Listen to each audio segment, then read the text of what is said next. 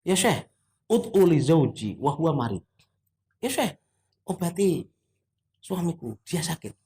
Itu ngerti kenal Bamun itu tukang suwo.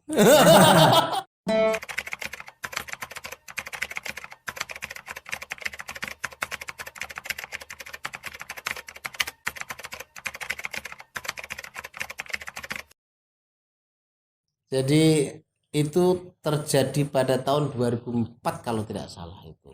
Saya menyimpan rahasia itu lama ya sampai 2018 ya. Oh, Beliau wafat kemudian saya dipaksa oleh wartawan Bangsa Online. Jadi saya ditanya, Pak Yai, eh apa yang paling terkesan dengan Mbah Maimun? Saya bilang, ada cerita yang menarik atau terkesan dengan Mbah Maimun.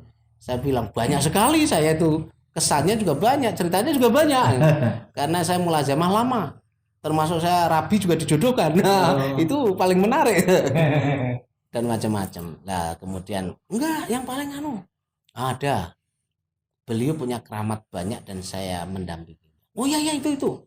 Saya kemudian cerita sedikit sebagai mukadimah bahwa beliau ketika perjalanan ke Syekh Syadili, Imam Syadili, Hmm. Mursyid Syadili apa, Tarekat Syadiliyah itu banyak sesuatu yang janggal yang tidak bisa dialami oleh orang biasa. Oh iya ya itu. Kemudian saya disuruh nulis. Pada waktu itu kan malam itu kami mengadakan sholat apa itu, sholat goib ya di sini. Kemudian tamu-tamu juga banyak, jamaah pengajian di pondok sini juga banyak yang datang ke sini karena saya mengadakan dengan santri itu khataman Quran, santri semuanya saya suruh khataman Quran. Kemudian kami nerima tamu, sholat goib, tahlilan dan seterusnya. Dipaksa untuk nulis sehingga saya sambil menerima tamu itu saya sedih juga kan, sedang ikut Hmm. sedih sekalipun saya bukan putra keluarga tapi putra ideologis ya. Hmm. Bukan putra biologis tapi putra ideologis Biologis. ya, sehingga saya ikut sedih wong saya mulai zamannya juga lama. Kemudian saya tulis, tulisan saya itu tidak bagus, Hmm. artinya tidak saya edit wong saya sambil ngomong ngantuk-ngantuk sampai jam setengah pagi, jam 2 pagi saya tulis karena itu harus terbit besok pagi untuk ngejar tayang. Hmm. Itu kemudian tanpa diedit ditulis. Nah itu kemudian itu menjadi viral dan ternyata di YouTube kan dibaca tag itu di YouTube ya rada gak bagus. Hmm. Kemudian saya tulis ulang rada apik lah itu, tapi itu sudah tidak viral lagi, yang viral yang jelek itu tadi. Oh. Gimana cerita aslinya? Jadi begini, saya biasa dengan Mbah Maimun setiap ke Mesir itu saya siapkan kendaraan, saya jadi anulah, jadi khadamnya lah untuk menyiapkan istri saya yang masak. Kalau kesukaan Mbah Maimun apa yang masak saya, kalau Mbah Maimun mau tindak kemana saja itu saya siapkan. Sekalipun saya kerja di kantor kedutaan waktu itu sudah ya, 3 kali lah saya, 3 sampai 4 kali mendampingi Mbah Maimun. Tapi yang paling terkesan itu yang yang ke makam Imam Sadili. Hmm. Ke makam Imam Sadili itu kami sudah belikan tiket untuk Kairo, Luxor kan, perjalanan di makamnya Imam Sadili itu sudah dekat dengan Sudan, di Hmm. selatan Kairo, di selatan Mesir, jadi sudah dekat dengan Sudan. Kami di Kairo harus terbang dulu Kairo ke Luxor, itu 1000 kilo, 900 sekian kilo, itu terbang 1 jam sekian menit sampai Luxor. Kemudian di Luxor itu masih ada perjalanan 350 kilo pakai darat. Lebih, bahkan hampir 400 kilo. Kemudian perjalanan itu ada yang jalan jalan ya, jalan umum, kemudian itu 110 kilo itu jalan umum, ya jalan biasa itu. Tapi setelah 110 kilo itu jalan setapak yang tidak jalan umum, tidak jalan apa? Tidak jalan masyarakat. Kalau yang jalan masyarakat tadi itu tidak bisa ngebut karena kayak jalan kita ini kan mesti ada lalu lalang kendaraan banyak, nggak bisa ngebut. Lah yang jalan yang tinggal 300-an, 250 300 ya, 300-an kilo itu antara Edpo sampai Kumaisaro itu tidak ada kehidupan, tidak ada pom bensin, tidak ada apa warung, tidak ada sinyal telepon, tidak ada listrik, tidak jalan manusia lah pokoknya lah, hanya jalan barang gitu aja. Dan itu kalau terjadi apa-apa ya sulit gitu. Lah itu saya, tiket yang saya beli itu berangkat dari jam 7 Kairo, jam 6 Kairo, kemudian sampai sana jam 7 lebih sedikit, kemudian menunggu untuk sampai bukanya wisata di Luxor. Ada Karnak Temple, peninggalan Fir'aun lah ya, tempat makbad Fir'aun, tempat ibadah-ibadahnya Fir'aun pada waktu itu. Kemudian nanti baru menuju ke Mbah Imam Sadili. Tapi saya kaget karena tiket itu pagi saya beli, sore balik. Sorenya itu jam 8 balik dari Luxor ke Kairo. Jadi jam 6 berangkat, jam 8 malam sudah balik ke Kairo. Sehingga nyaman udah karena selesai tutup wisata itu jam 4. Kemudian kami istirahat biasanya sebentar, makan-makan, kemudian terbang balik jam 7 udah sampai airport. Ternyata ketika di airport Kairo sebelum terbang itu beliau ngendikan, Mas Fadulan, nanti kita ke Imam Sadili ya, mampir ke Imam Sadili dulu ya. Kan ini gak bisa mampir ini. Wong 350 kilo kok mampir. Oh, berarti tujuan awal bukan ke Imam Itu Sadili. tidak ke Imam Sadili. Sehingga itu sulit untuk saya menjawab untuk iya atau tidak. Saya matur nggak bisa, Pak. Saya nggak berani untuk nggak bisa ini. Saya nelpon sopir saya dulu yang rental ya. Biasanya saya kalau dari Kairo kemudian sampai Luxor itu kemudian ditunggu oleh sopir saya rental mobil taksi ya, sedan, ditunggu gitu. Saya telepon, ya Ami Fauzi, hal mungkin antruh ila Kumaisarah ziarah li al Imam Syadili? Lah, mungkin abadan. Mungkin. La anta satu gotir saat tamaniyah lailan. Masaan. Kamu akan balik jam 8 sore. Kalau ke sana mesti nginep. Saya mau menjuri itu anak yazurah hunaka. La, mungkin abadan. Nah, dijawab langsung deh. Itu tanda kata-kata mati udah. Enggak mungkin adan. Enggak mungkin. Selama-lamanya enggak mungkin. Mungkin abadan. Itu jawab kuncinya udah. Anu hawil la seorang karena dia sudah tahu ukurannya.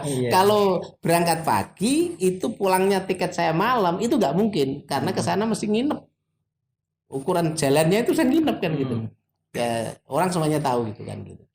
Maka terus saya bilang Syekh Maimun kepengen kesana, ya udah gini aja, kalau nanti bisa pulang ya pulang, pakai tiket itu, kalau nggak bisa yuk nginep. Wah kelas kalau itu bisa kan gitu, kelas muafik.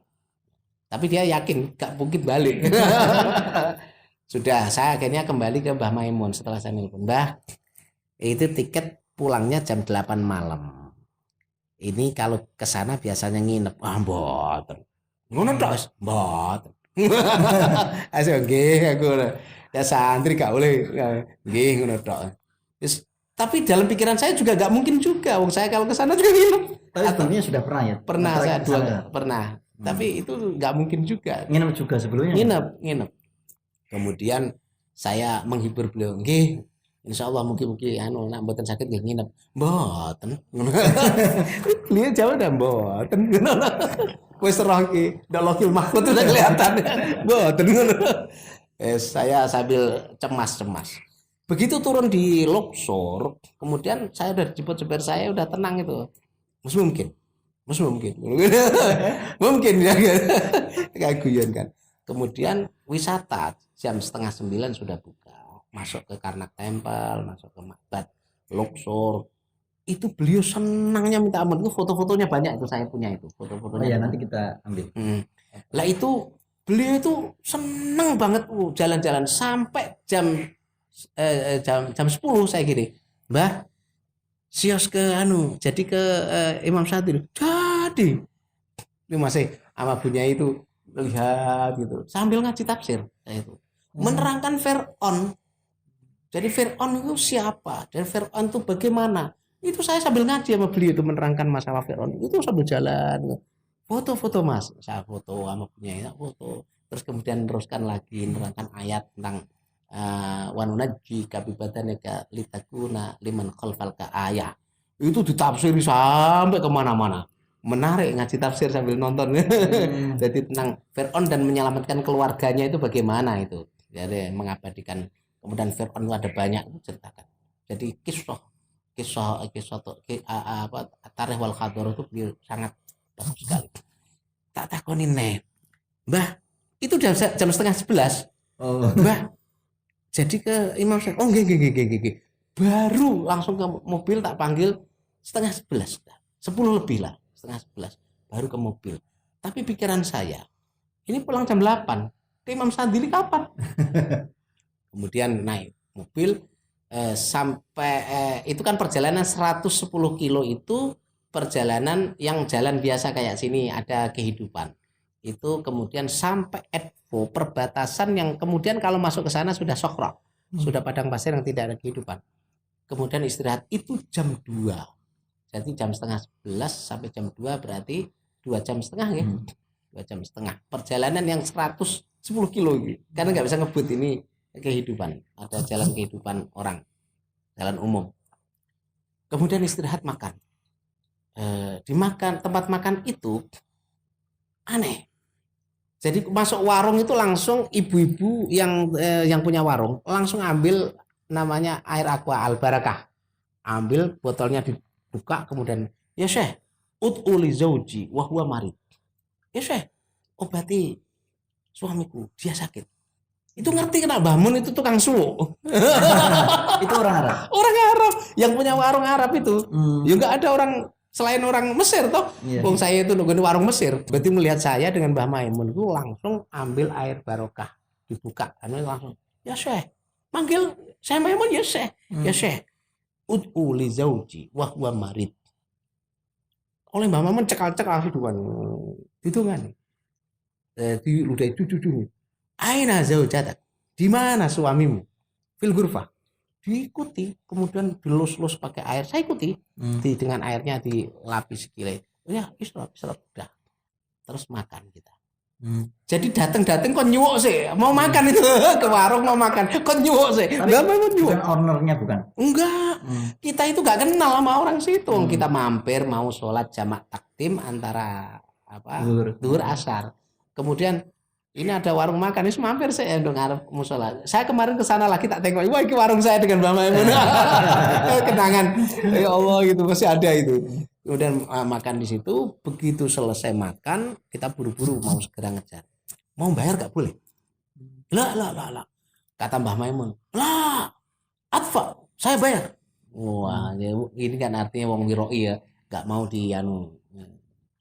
kasih bayar. Bahkan ketika selesai bayar tidak mau dikembalikan. Jadi kamu nggak mau nyebut tuh, sudah tinggal duit sekian. Dan itu saya hitung itu lebih mesti. Tinggal kemudian pamitan berangkat. Itu sudah jam 2:30. 2:30 itu makan dan sholat itu 1/2 jam. 2:30. Kemudian 2:30 kira asar ya. Yeah. Kemudian langsung jalan cepat sampai tempat ke Mesaro itu kan 300-an kilo kira-kira 300 kilo sampai ke Mesaro ya 300-an kilo itu Semarang Bekasi ya 300 kilonan lah sini yeah. Mana lah gitu 300 kilo sampai sana sudah menjelang maghrib ya, menjelang maghrib kemudian tahlil singkat kemudian baca hizb nasr Kemudian setelah baca hizb nasr berdoa tahlilan sependek, kemudian kita keluar dari makam itu sudah mulai kayak maghrib gitu. Setelah itu ke hamam dulu tadi, hamam wudu itu kemudian baca hizb nasr kemudian berdoa tahlil pendek keluar. Itu sudah gelap, sudah hampir maghrib. Saya lihat jam itu sudah 5:30 lah, udah hampir maghrib. Jamnya pas waktu ini sama dengan Indonesia. Kemudian balik naik mobil, ayo segera balik. Ingat ini jam 8 terbang, berarti jam 7 mestinya di airport. Ini jam 6 ini udah hampir jam 6. Hampir jam 6 udah 5:30 kan. Saya itu wah ini hilang tiketku. Ini saya harus beli tiket baru, harus nginep boleh hotel kan gitu. Kemudian masuk mobil, bismillah. Enggak ada makanan. Makanan yang dibawain istri saya itu lemper. Lemper itu kan dibuat malam hari. Sampai sore sampai malam hari kan wis rada ngiler tempatnya panas. Mobilnya enggak pakai AC. Masya Allah. Jadi sedan Daewoo. Itu kan di Arab itu kalau pakai AC beber. Dan wis tuwa kan jadi wis enggak pakai AC. Jadi dibuka angin seberbit sidik ngono. Tapi kadang-kadang naik anu dipakai AC, tapi yo rotok pokoknya nggak anu lah, Nggak enak. nggak enak gitu. Itu sekitar makam Syekh Syazili nggak ada kehidupan. Ada hanya untuk tempat nginep-nginep saja, ada sakah-sakah itu ya, ada penginapan tapi hanya beberapa rumah saja. Tapi Jadi ada penunggunya. ada, tapi tidak ada masyarakat di situ. Itu di tengah padang pasir, dan makanya tidak ada sinyal, tidak ada apa-apa di situ. Masya Allah. Jadi nggak ada pom bensin. Kami bawa jeligen 2 untuk bawa step cadangan bensin. Masya Allah. Jeligen 2 ditaruh di bagasi belakang karena tidak ada pom bensin. Nah itu kemudian kita menaik mobil balik itu sudah mungkin ya jam 6 kurang seperempatan kami sudah mulai jalan, tapi perasaan saya jam itu tidak bergerak. Lah itu berangkatnya tadi berapa jam tadi ya, sekitar dari jam 2 sampai jam setengah 6, jam setengah 3 sampai jam setengah 6 piro itu 3 jam. 3 jam berangkatnya yang 300 kilo. Itu saya 3 jam. Jalannya nggak pakai bagus, itu jalan nggak pernah dilalui orang, jalan nggak bagus. Kemudian kembalinya itu saya mungkin hanya 2 jam, setengah 6 sampai jam 8. Jadi 2 jam setengah ya. Iya. Jam 8 kami sudah sampai Luxor, yang tadi berangkatnya itu 3 jam plus 2 jam setengah. Ini pulang itu hanya 2 jam setengah sudah sampai Luxor. Wah itu sopirnya saya lihat itu pandomnya itu 160, mobil tua sedan kuning wis kayak taksi tua gitu. Saya ini timor. Melayu satu suite, jalan nggak pakai bagus. Itu perasaan saya ban mobil tidak nempel di aspal. Dan Mbah Maimun duduk di belakang mempunyai silo wiridan. Saya dengan sopir di depan, sopir saya di sini ya. Setiap kencang gitu saya bilang, ban itu angin. Di sini nggak ada bengkel. Wah, tenang. Uskut ente. Ya Allah, wallahi tawakal Allah. Syekh Maimun. Tawakal Allah, Syekh Maimun. Dia semakin yakin karena apa? Begitu masuk warung tadi, langsung dimintai dungo tadi loh, di konjumuk itu dia wallahi Syekh Maimun. Jadi lihat tuh Mbah Mun wali, dia udah percaya itu dari. Tapi itu orang Indonesia. Bukan, orang Mesir. Yang nyetir itu loh. Iya, orang Mesir. Orang Mesir. Jadi saya yang sering rental dia. Kalau saya ada tamu kadang-kadang atau saya keluarga sendiri mau ke Luxor untuk jalan-jalan, saya telepon. Tolong jemput saya jam sekian, saya mau jalan-jalan. Siap. Ya temu di airport. Hadir. Kemudian jalan seharian saya bayar. Lah itu Mbah Maimun ya saya gituin. Lah itu saya perasaan perjalanan sejauh itu sekitar hampir 400-an kilo lah kalau dari Luxor sampai ke Kumaisaro tempatnya Imam Syadzili. Itu perasaan saya waktu itu ya bar maghrib terus loh sepanjang itu. Padahal berangkat tadi kan dari Kairo sampai Edpo itu kan sudah 3 jaman ya. Kemudian 3 jam lagi berapa jam lagi? 2 jam setengah. 2 jam setengahnya 5 jam setengah. Itu sampai tempat Imam Syadzili. Ini balik. Itu saya sampai ke Luxor, itu masih belum jam 8. Belum jam 8, padahal berangkatnya setengah 6. Padahal perjalanan sepanjang itu. Iki jam tak delok iki gak maju pandome. Dan itu Mbah Maimun tenang suwiridan belakang gitu. Sopir saya ya wah semangat malah kan gitu. Wah Syekh Maimun wencot lah. Itu di pertengahan jalan saya kan itu tidak istirahat. Sama sekali non-stop tidak istirahat. Padahal biasanya kan istirahat sepanjang itu ya. Istirahat ke hamam setidaknya. Itu sampai Luxor tidak pipis, tidak apa-apa. Masya Allah. Begitu saya kan kasihan ya Mbah Maimun sepanjang jalan ini. Tapi ternyata jamnya sependek kan gitu. Jadi saya pesan agar supaya untuk bisa makan. Itu setelah saya nelpon ke kawan saya di intelijen. Saya punya kawan-kawan di Mukhabarat intelijen di Mesir, orang Mesir. Jadi intelijen Mesir saya telepon. Bohong baik ya.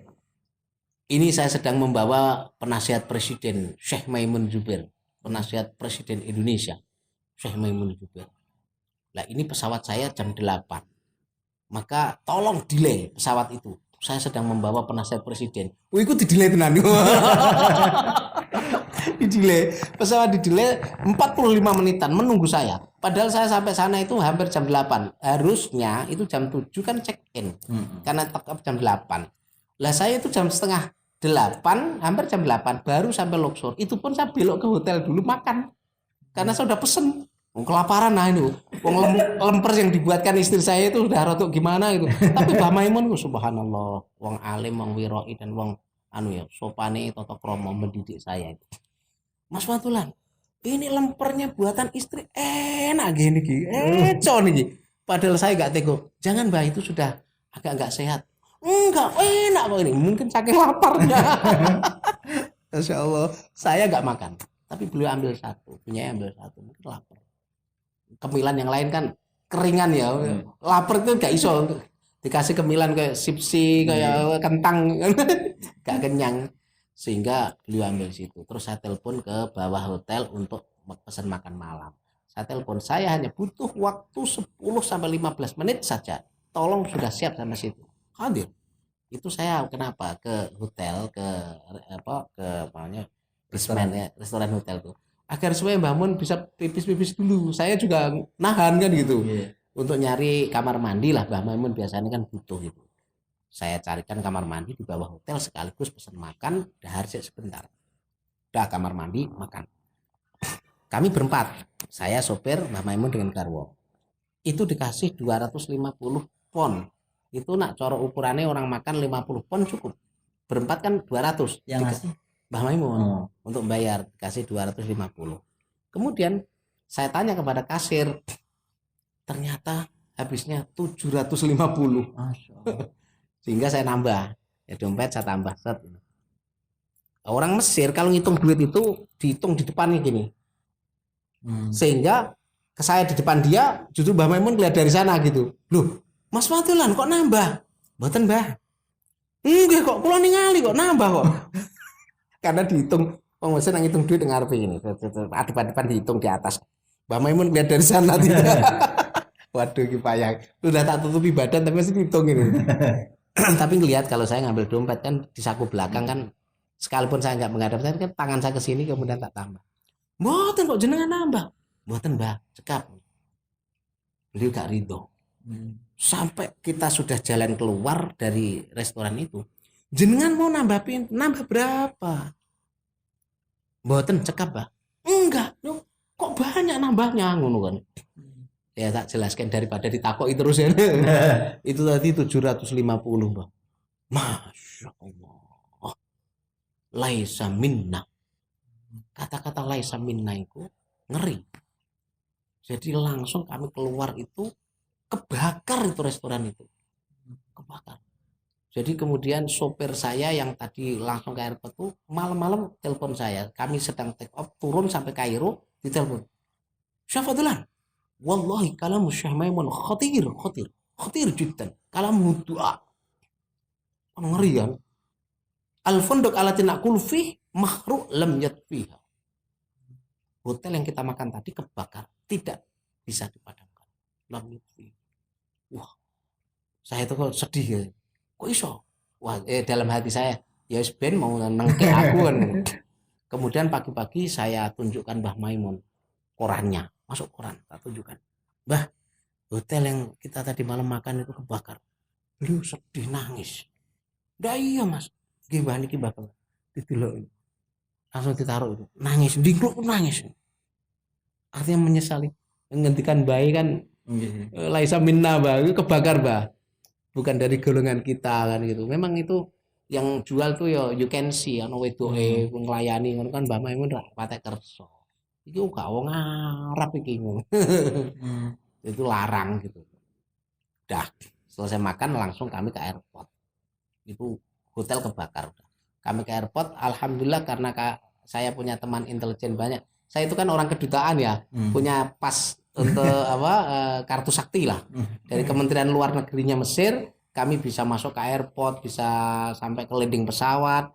Kenalannya kawan-kawan intelijen banyak di Kairo ada. Apalagi kalau ada pejabat tinggi ya, ada presiden datang atau wakil menteri ya, datang kan saya harus bisa buka pintu kemana saja itu biasanya untuk ngawal saya di protokol konsuler kedutaan besar Republik Indonesia, sehingga saya kawan banyak. Nah waktu itu saya gunakan saya telepon, saya sedang membawa penasihat presiden, tolong hentikan pesawatnya, nunggu saya, dihentikan.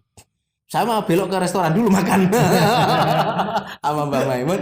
Begitu ke airport saya tidak ada check in, tidak ada apa-apa, langsung oh Syekh Fadlan, manggilnya biasa Syekh, cah cilik-cilik panggil Syekh Fadlan, awe-awe. Saya lewat langsung pintu, naik langsung di pintu pesawat.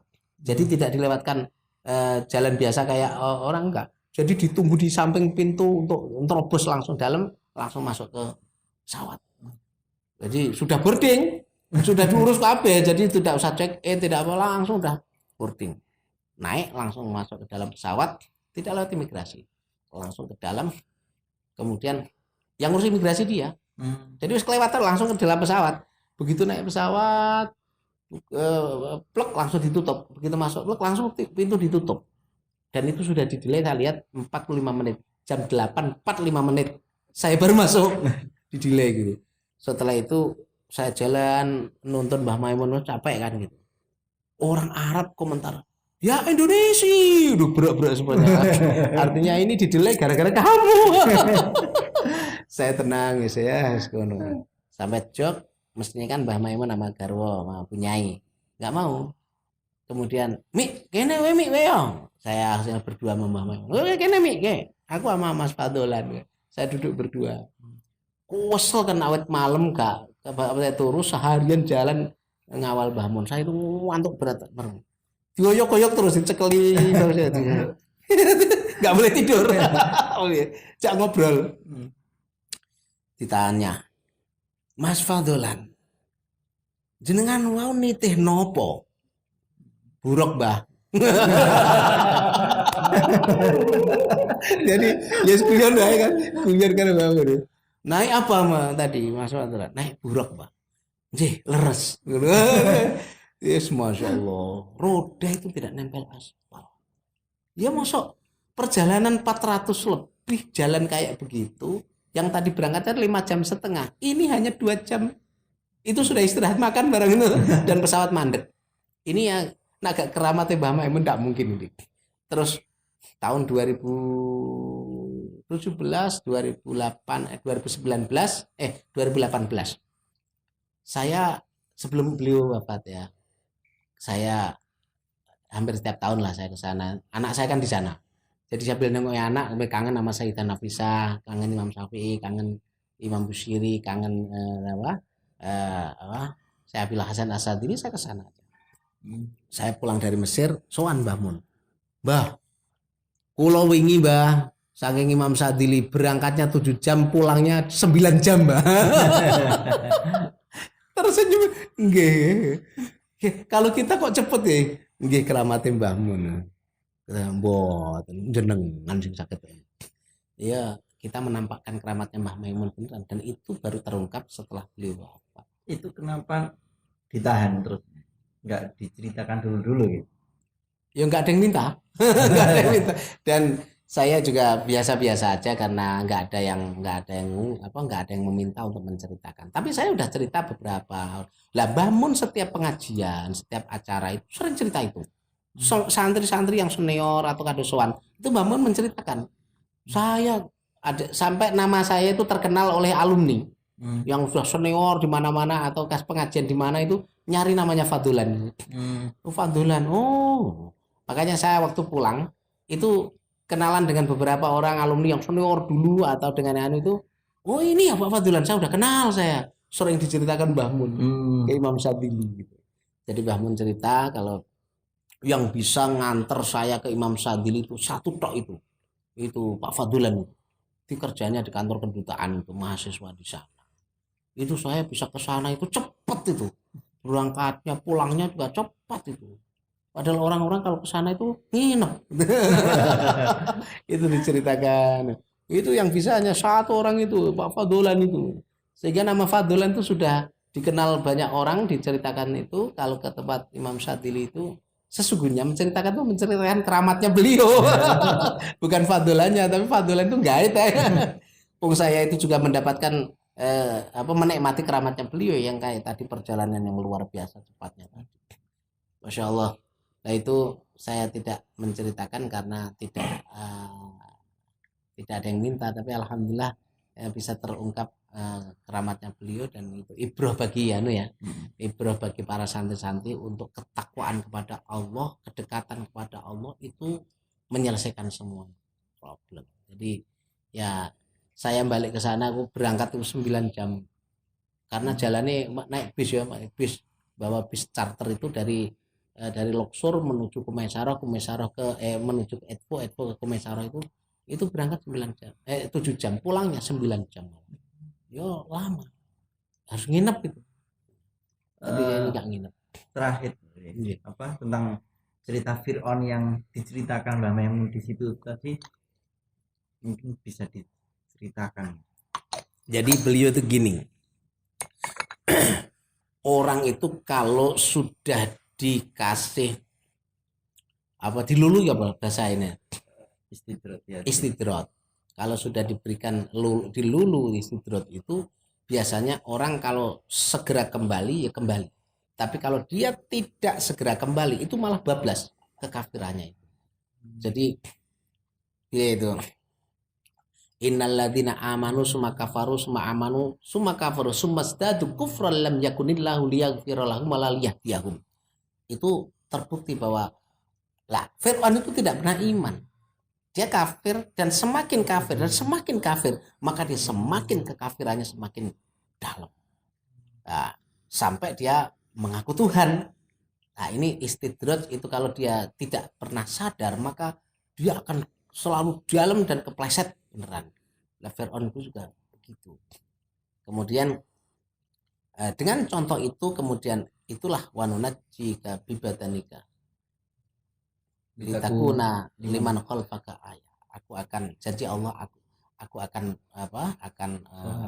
akan selamatkan dan akan kami jadikan sebuah sebuah mumi untuk menjadi ayat bagi orang-orang setelah kamu. Itu artinya bahwa sesungguhnya orang yang congkaknya seperti Fir'aun itu adalah tidak akan bisa selamat.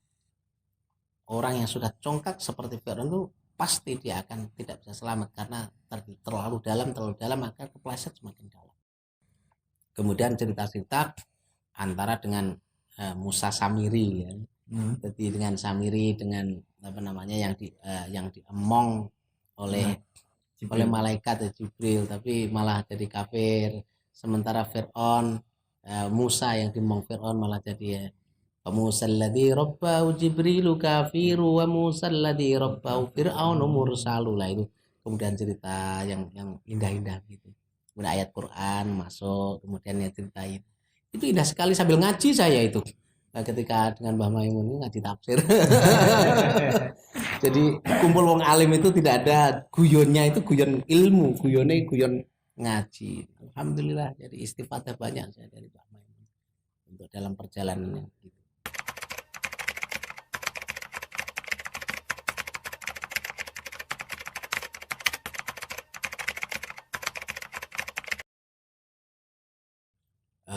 Kisah peradaban. Zaman dulu kok sudah bisa membelah batu yang keras, batu granit ya. Itu pakai alat apa begini Mas? Jadi membayangkan untuk peradaban pada waktu itu gitu kan. Apalagi batu itu dari Luxor, dari Aswan 1000 kilo lebih dipindahkan untuk membangun piramid. Makanya itu sampai 12 keturunan nggak selesai piramid tumpuk 3 itu.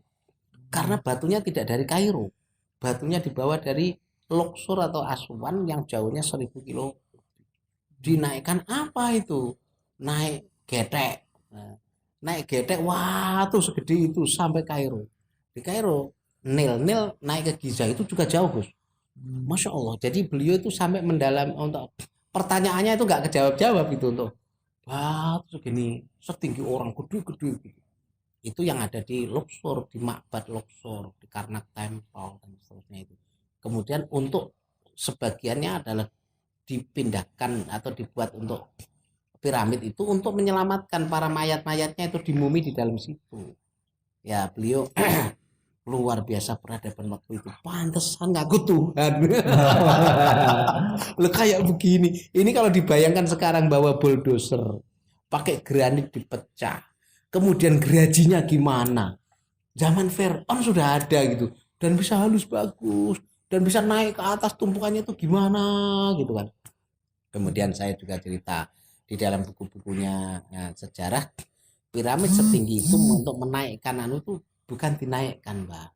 Jadi diuruk pasir dulu, jadi ditata dari bawah kemudian diuruk pasir sehingga menaikkannya itu tanpa bawa tangga, jadi tangga gelundung kemudian naik pasir sampai ditata terakhir nanti pasirnya dibuka lagi tinggal piramid. Oh no yo gitu.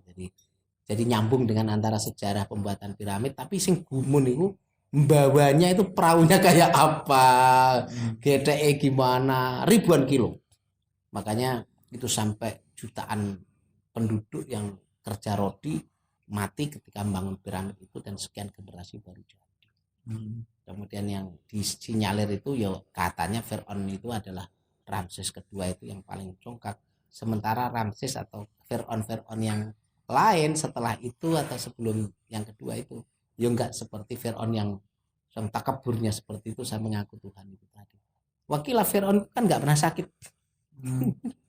Luar biasa, makanya saya mengaku Tuhan itu enggak pernah loro.